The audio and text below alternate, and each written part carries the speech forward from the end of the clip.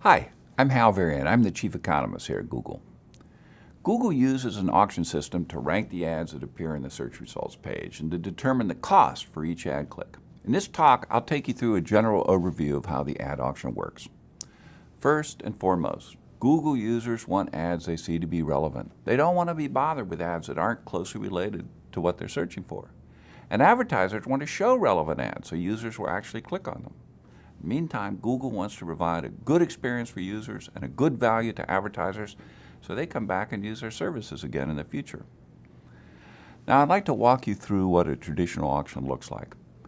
Say we have 4 advertisers competing for space on the search results page, and each has indicated a different amount they're willing to pay for a user to click their ad and visit their website. $4, $3, $2, and $1. I'll refer to these amounts as the bids. Now, in a traditional auction, ad positions will be determined exclusively by bids. The highest bidder would get the first position, second highest bidder the second position, and so on. Google uses a variation of what's called a second price auction. And in a second price auction, the buyer doesn't have to pay their full bid. They only have to pay the amount of the next highest bidder below them. So in this particular case, the first advertiser was bidding $4, but they'd only have to pay $3, which is the bid of the second highest advertiser. Same thing applies to advertiser 2 and to advertiser 3. This design allows each advertiser to bid their true maximum willingness to pay for a click, but they only have to pay just enough to beat the competition. Now, in our Google auction, advertisers only have to pay when they actually receive a click, and the order isn't based just on bids. Why? Because we want to show more useful ads in a higher position on the results page. Because users want to see relevant ads. Advertisers want to present relevant ads to users, and Google wants both advertisers and users to have a good experience so they come back and continue to use our system.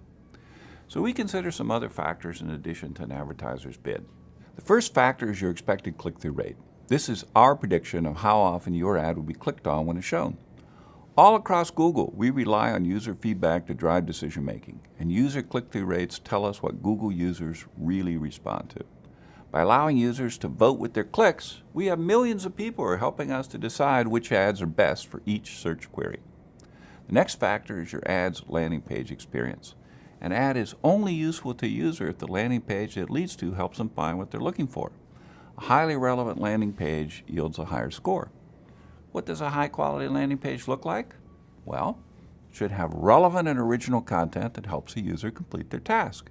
It should be easily navigable and be transparent about the nature of your business, how your site interacts with a visitor's computer, and how you intend to use a visitor's personal information. Another factor that's involved is ad relevance. Google determines ad relevance by analyzing the language in your ad to determine how well it relates to the query. This is a way to measure the ad's relevance to the user's search and to make sure that only useful ads are shown. It also prevents advertisers from simply paying their way onto search that's unrelated to their product or service. Your expected click-through rate, the landing page experience, and the ad relevance are all factors that describe the quality of your ad. We also consider the expected impact of any ad formats that may show with your ad. Ad formats are enhancements to search ads that more prominently show users information about your business, things like a phone number, or site links, or your website's domain in the ad headline. Advertisements with these formats give users more information and more reason to click on an ad. So Google combines your bid with multiple quality factors, the click-through rate, the landing page, the ad relevancy, as well as the expected impact of ad formats to calculate a score for your ad called ad rank. Let's go back to our 4 sample ad buyers and see how their ad rank compares. Here are 4 advertisers. They're bidding $4, $3, $2, and $1. Their ads had different quality: low, high, high, and medium. They also implied different formats with varying impact. First ad doesn't have any formats enabled, so it has no expected format impact. The second ad is only eligible for one format and has a low expected format impact. And the third is eligible for several extensions and garners a high expected impact, and for the last ad, it's medium. So in this example, the first ad has an ad rank of 5. Next ad has an ad rank of 15. Third has an ad rank of 20, and the last ad has an ad rank of 8. It's this ad rank score that determines ad position on the results page. And in addition, only ads with sufficiently high rank appear at all.